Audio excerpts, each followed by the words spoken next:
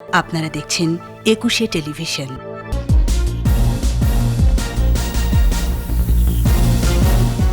সারা দেশে গণটিকা কার্যক্রম শুরু। চীন থেকে আসবে 7.5 কোটি। করোনায় বিভিন্ন জেলায় 132 জনের মৃত্যু।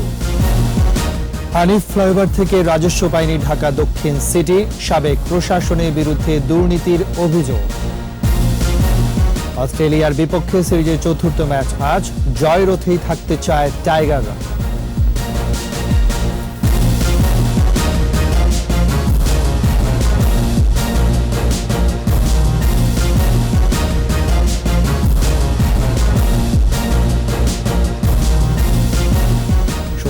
ফার্স্ট সিকিউরিটি ইসলামী ব্যাংক লিমিটেড সংবাদ শিরোনাম। সবাইকে আমন্ত্রণ জানাচ্ছি দুপুর 2টার একুশে সংবাদে। সাথে আছি আমি রাজীব জামান। আর দর্শক, একুশে টেলিভিশনের সংবাদ একই সাথে সরাসরি দেখতে পাবেন আমাদের ফেসবুক পেজ www.facebook.com/2124 অনলাইনে। 25 বছরের বেশি বয়সী সবাইকে টিকার আওতায় আনতে শুরু হয়েছে গণটিকা কার্যক্রম। এর অংশ হিসেবে রাজধানীতে সকাল 9টা থেকে শুরু হয় কার্যক্রম, চলবে 12ই আগস্ট পর্যন্ত। স্বাস্থ্যবিধি মেনে 2 সিটি কর্পোরেশনের আওতায় প্রতিটি ওয়ার্ডে প্রতিদিন 300 জনকে টিকা দেয়া হবে। জাতীয় পরিচয়পত্র, নিবন্ধিত কাগজপত্র সাথে নিয়ে কেন্দ্রে যাওয়ার আহ্বান জানিয়েছেন জনপ্রতিনিধিরা। এদিকে ঝক্কি ঝামেলা ছাড়া টিকা নিতে পেরে খুশি সাধারণ মানুষ। এই যে রেজিস্ট্রেশন করা, এগুলো আসলে অনেক ঝামেলা, হয়তো অনেকে এগুলো ঝামেলা মনে করে। তাছাড়া আমরা আইডেন্টি কার্ড নিয়ে এসে এখানে দিতেছি, এই জন্য অনেক সুন্দর, ভালো লাগতেছে। সরকারকে এই জন্য আমি ধন্যবাদ জানাতে চাই যে আমি টিকাটা সুস্থভাবে ঠিকভাবে দিতে পেরেছি। এই সরকার যে উদ্যোগ দিয়েছে এটা খুব ভালো হয়েছে এবং জনগণ, নিরীহ মানুষ যারা আছে এরা পাচ্ছে। আমার মাননীয় প্রধানমন্ত্রী কারো কাছ থেকে অনুদান না নিয়েও পয়সা দিয়ে কিনে আনতেছে। কারণ একটাই, যে আমার বাংলার মাটির মানুষ যেন সুন্দর থাকে, সুস্থ থাকে এবং এই করোনা ভাইরাস থেকে হেফাজত করে রাখে আল্লাহ পাক। সারা দেশে ইউনিয়ন ও ওয়ার্ড পর্যায়ে গণটিকা দেওয়া শুরু হয়েছে, তবে বেশিরভাগ জায়গায় মানা হচ্ছে না সামাজিক দূরত্ব। রাজশাহী জেলার 73টি ইউনিয়নে 219 কেন্দ্রে গণটিকা কার্যক্রম শুরু হয়েছে। প্রতিটি কেন্দ্রে 600 জন করে টিকা পাবেন। রংপুর সিটি কর্পোরেশনের 33টি ওয়ার্ড সহ জেলার 83টি ইউনিয়নের প্রতি ওয়ার্ডে করোনার টিকা দেওয়া শুরু হয়েছে। সিলেট মেট্রোপলিটন এলাকা ও সিলেট জেলার 3 শতাধিক কেন্দ্রে এই টিকা দেওয়া হচ্ছে। কুষ্টিয়া জেলার 64 ইউনিয়ন ও 5টি পৌরসভার মোট 97টি কেন্দ্রে করোনার টিকা দেওয়া হচ্ছে। গাজীপুর জেলার 5টি উপজেলা, 3টি পৌরসভা ও সিটি কর্পোরেশনের 57টি ওয়ার্ডে চলছে টিকাদান কার্যক্রম। কর্মসূচি সফল করতে কেন্দ্রগুলোতে মোতায়েন করা হয়েছে পুলিশ।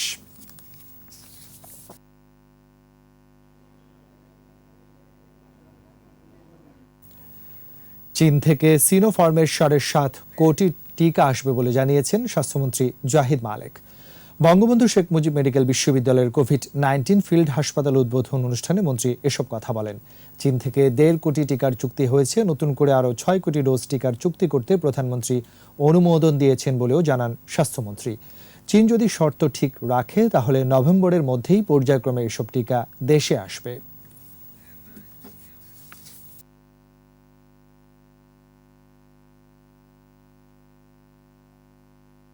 আগের যে 1.5 কোটি কনফার্ম চুক্তি ছিল, তার সাথে আরও 6 কোটি ইতিমধ্যে মাননীয় প্রধানমন্ত্রী অনুমোদন দিয়ে দিয়েছেন। এখন আমরা চুক্তিবদ্ধ হয়ে যাব এই 6 কোটি নতুন টিকা সিনোফার্মের আনার জন্য।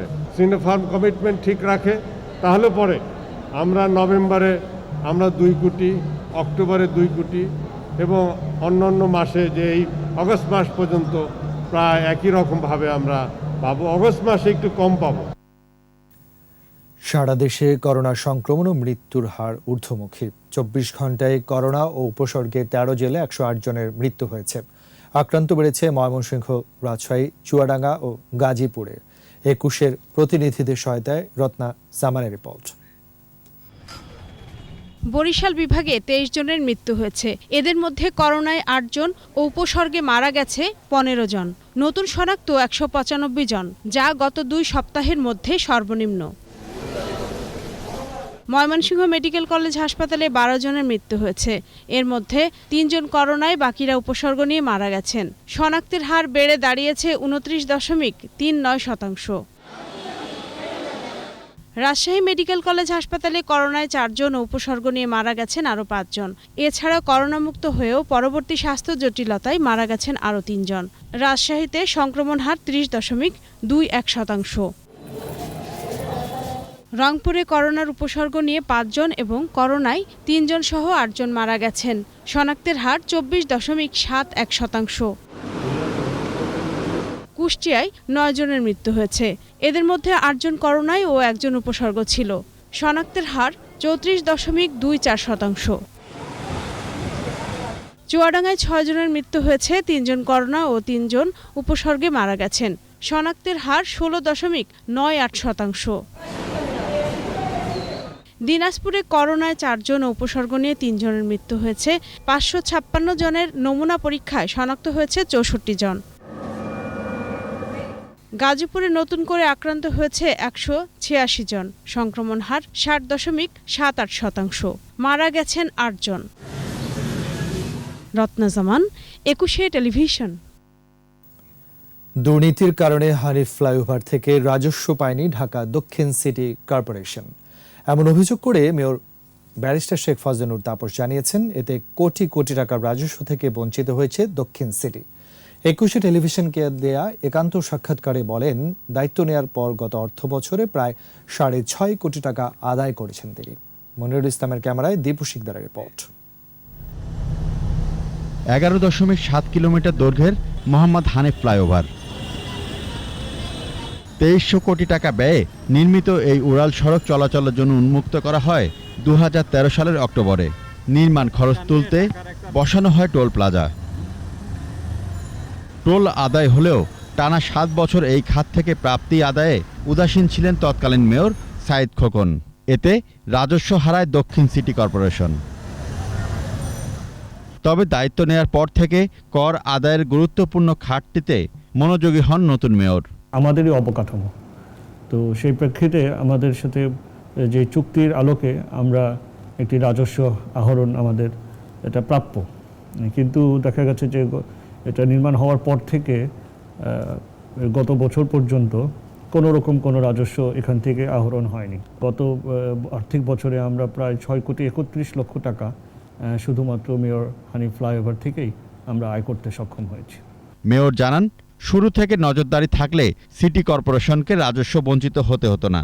তারা দেখাতে চেয়েছিল, প্রথমে আমাদের সাথেও বলছিল যে সেই পরিমাণ তারা যান চলাচল সেখানে হয় না, কিন্তু আমরা যখন এই ব্যাপারে চাপটা দিলাম এবং আমরা বললাম যে তাহলে আমরা নিচে এটা দরকার হলে আমরা ওইখানে টোল প্লাজা লাগাবো, তখন কিন্তু তারা রাজি হয়েছে। আসলে এই ব্যাপারে হয়তো আবার নজর দেওয়া হয়নি, এটা মনে হয় সেভাবে নজর দেওয়া হয়নি, কিন্তু প্রথম দিন থেকে নজর দিলে আমার মনে হয় যে আমরা এই দীর্ঘদিনের প্রাপ্তিটা থেকে আমরা বঞ্চিত হতাম না।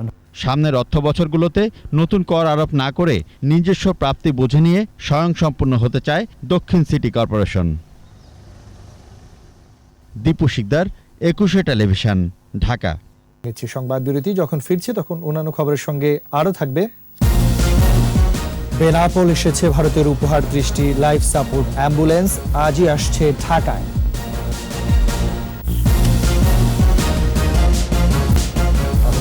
দুপুর 2:21 সংবাদ। পানি জমতে পারে পথ শিশুরা, এমন আবর্জনা ডাম্পিং অফিসে জমা দিলেই আর্থিক পুরস্কারের ঘোষণা দিয়েছেন ঢাকা উত্তর সিটির মেয়র আতিকুল ইসলাম। নগর ভবনে আয়োজিত সংবাদ সম্মেলনে তিনি বলেন, ডেঙ্গু প্রতিরোধে সামাজিক সচেতনতার অংশ হিসেবে এই কার্যক্রম হাতে নেওয়া হয়েছে। মোহাম্মদপুর, মিরপুর, মগবাজার সহ বেশ কিছু জায়গায় ডেঙ্গু সংক্রমণ বেশি বলে জানান তিনি। তাই নিয়মিত অভিযান চালানোর পাশাপাশি সবাইকে সচেতন হওয়ার আহ্বান জানান মেয়র। সকলের সম্মিলিত প্রচেষ্টায় ডেঙ্গু নিয়ন্ত্রণে আনা সম্ভব বলেও মনে করেন উত্তরের মেয়র।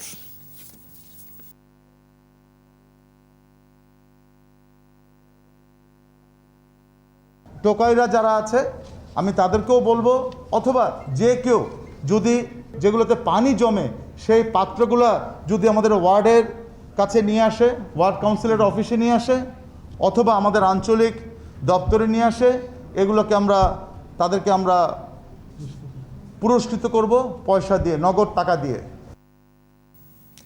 ভারতের দেয়া 30টি লাইফ সাপোর্ট অ্যাম্বুলেন্স বেনাপোল স্থলবন্দরে পৌঁছেছে। সকালে বেনাপোল বন্দরে অ্যাম্বুলেন্সগুলো প্রবেশ করে। কাস্টমসের আনুষ্ঠানিকতা শেষে আজই ঢাকার উদ্দেশ্যে রওনা হবে। এবছর বাংলাদেশ সফরের সময় করোনা মোকাবেলায় বাংলাদেশ সরকারকে 109টি লাইফ সাপোর্ট অ্যাম্বুলেন্স উপহার দেওয়ার ঘোষণা দেন ভারতের প্রধানমন্ত্রী নরেন্দ্র মোদী। বাকিগুলো সেপ্টেম্বরের শেষের দিকে পর্যায়ক্রমে আসবে বলে জানিয়েছে ঢাকায় অবস্থিত ভারতীয় হাইকমিশন।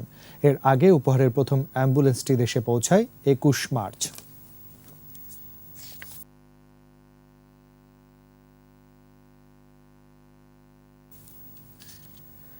চট্টগ্রামের সাতকানিয়ায় প্রথমবারের মতো গোল্ডেন ক্রাউন জাতের তরমুজের আবাদ শুরু হয়েছে। ব্যাপক চাহিদা থাকায় কৃষকরা এই তরমুজ আবাদে উৎসাহিত হচ্ছেন। কৃষি বিভাগ বলছে, উন্নত জাতের এই তরমুজ চাষাবাদের প্রযুক্তি প্রত্যন্ত এলাকায় কৃষকদের মধ্যে ছড়িয়ে দেওয়া হবে। চট্টগ্রাম থেকে হাসান ফেরদৌসী রিপোর্ট, জানাচ্ছেন রত্না জামান। চট্টগ্রামের সাতকানিয়ায় নিজের 42 শতক জমিতে প্রথমবারের মতো বর্ষাকালীন তরমুজের আবাদ করেন আবুল হোসেন। গোল্ডেন ক্রাউন জাতের হলুদ রঙের এই তরমুজ চাষাবাদে খরচ পড়েছে 72,000 টাকা। ফলনও ভালো হয়েছে। এর মধ্যে 2.5 লাখ টাকার তরমুজ বিক্রি করেছেন তিনি। বিভিন্ন জায়গা থেকে আমাদের কৃষক ব্যাপারীরা এখানে আসেন। আমরা এখান থেকে 3 লক্ষ টাকা মূল্য চাইছিলাম। চাইতে এরা এক করে দিয়ে আমি 2.5 লক্ষ টাকা দিয়ে তরমুজ কাঠটা বিক্রি করছি। প্রচুর চাহিদা আছে বিধায় আমি 2.5 লক্ষ টাকা দিয়ে নিচ্ছি। হয়তো আমার বিশ্বাস এই 2.5 লক্ষ টাকা থেকে প্রচুর একটা লাভবান হতে পারবো। 60 থেকে 70 দিনের মধ্যে পরিপক্ক হওয়ায় নতুন জাতের এই তরমুজ সারা বছর উৎপাদন করা যায়। 1 বছরের মধ্যে এই ফসলটা 3 বার করা যাবে। তো আমরা আমাদের কৃষক এখানে এটা করে লাভবান হওয়ার কারণে এই এলাকার অন্য কৃষক উদ্বুদ্ধকরণ হয়ে আমার কাছে বিভিন্ন রকম ফোন করতেছে। কৃষি বিভাগ বলছে, পুষ্টিকর ও লাভজনক ফসল হিসেবে এই তরমুজ চাষাবাদে কৃষকদের উদ্বুদ্ধ করতে নেওয়া হয়েছে বিভিন্ন উদ্যোগ।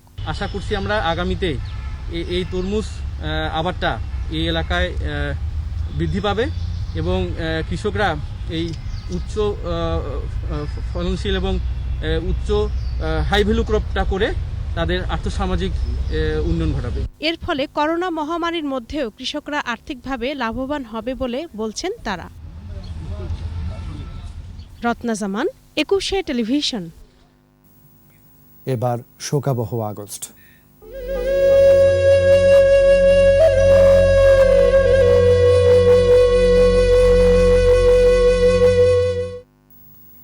জাতির পিতাকে সপরিবারে হত্যার পর বিচারকে রুদ্ধ করতে মোস্তাক জিয়া চক্র জারি করে ইনডিমনিটি অধ্যাদেশ। আন্তর্জাতিক মানবাধিকার ঘোষণা লঙ্ঘন করে এভাবে বিচারের পথ রুদ্ধ করার নজির আর দ্বিতীয়টি নেই। যতদিন পৃথিবী থাকবে, মুস্তাক ও জিয়ার নাম বিশ্বাসঘাতক মীর জাফরের মতোই ইতিহাসে উচ্চারিত হবে বলে মনে করেন আইনজ্ঞরা। কুখ্যাত ইনডিমনিটি বাতিলের মধ্য দিয়ে ন্যায় বিচার ও আইনের শাসনের দুয়ার খুলে বলে মন্তব্য তাদের। বিস্তারিত শাকের আরজু রিপোর্টে। জাতির জনক বঙ্গবন্ধু শেখ মুজিবুর রহমানকে সপরিবারে হত্যা করার মধ্য দিয়ে বাংলাদেশের ইতিহাসের সূচনা হয় কালো অধ্যায়ের। ৭৫-এর ১৬ই আগস্ট জারি করা হয় সামরিক আইন। মুক্তিযুদ্ধের মধ্য দিয়ে অর্জিত সংবিধান স্থগিত করে ক্ষমতা নেন খন্দকার মোস্তাক। আর জাতির পিতাকে সপরিবারে হত্যাকারীরা আশ্রয় নেন বঙ্গভবনে। প্রতিরক্ষা প্রধান করা হয় জেনারেল খলিলকে, আর সেনাপ্রধান হন জেনারেল জিয়া। ইতিহাসের জঘন্যতম নারকীয় হত্যাকাণ্ডকে আড়াল করতে ৪২ দিনের মাথায় ২৬ সেপ্টেম্বর জারি করা হয় ইনডেমনিটি অধ্যাদেশ। খন্দকার মোস্তাক স্বাক্ষরিত এই অধ্যাদেশে বলা হয়, ৭৫-এর ১৫ই আগস্ট ভোরে বলবৎ আইনের পরিপন্থী যা কিছুই ঘটুক না কেন, এ ব্যাপারে সুপ্রিম কোর্ট সহ কোনো আদালতে মামলা বা আইনি প্রক্রিয়া চালানো যাবে না। আইন বিচার ও সংসদ বিষয়ক সচিব MH রহমানের স্বাক্ষরে জারি হয় প্রজ্ঞাপন। জেনারেল জিয়ার শাসনামলে ১৯৭৯ সালের ৯ জুলাই বিএনপির তৎকালীন প্রধানমন্ত্রী স্বাধীনতা বিরোধী শাহ আজিজ সংসদে উত্থাপন করেন ৫ম সংশোধনী।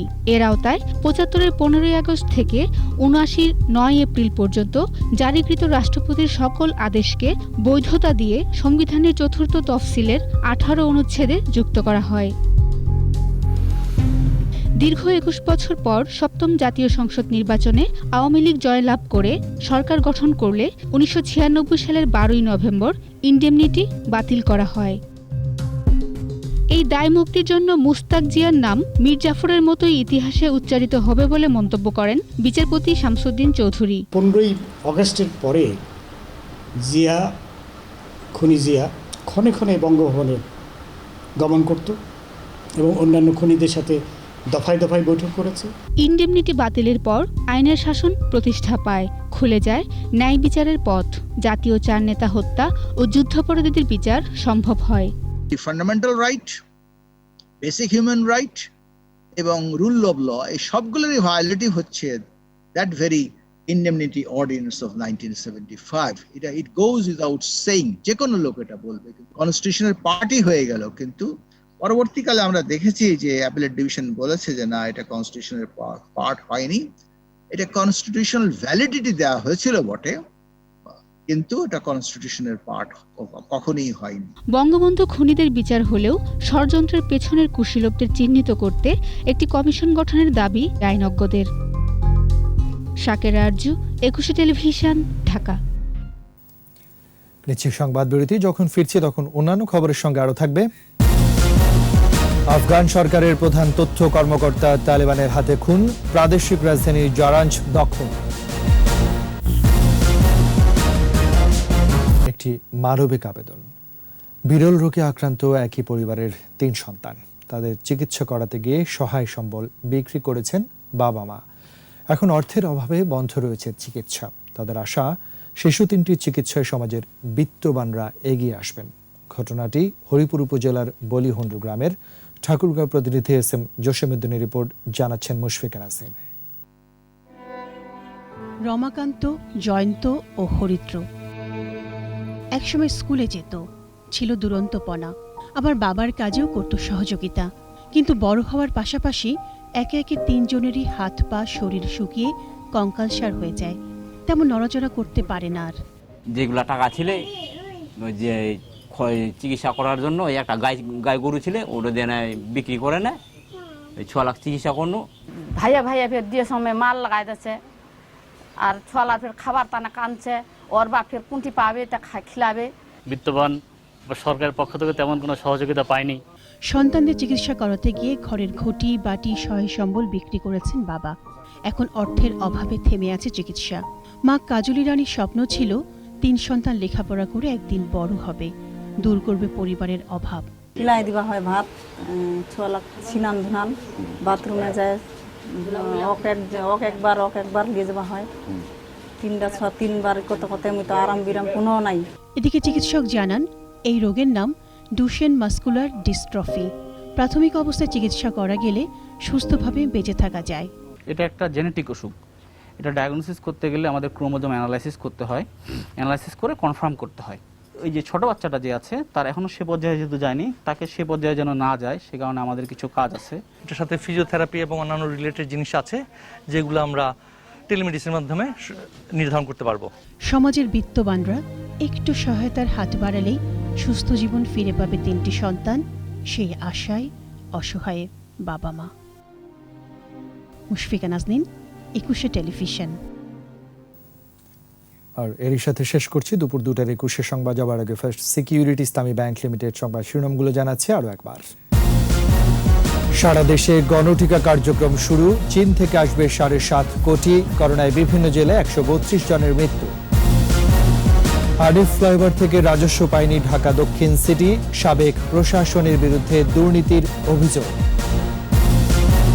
অস্ট্রেলিয়ার বিপক্ষে সিরিজের 4র্থ ম্যাচ আজ, জয়রথেই থাকতে চায় টাইগাররা।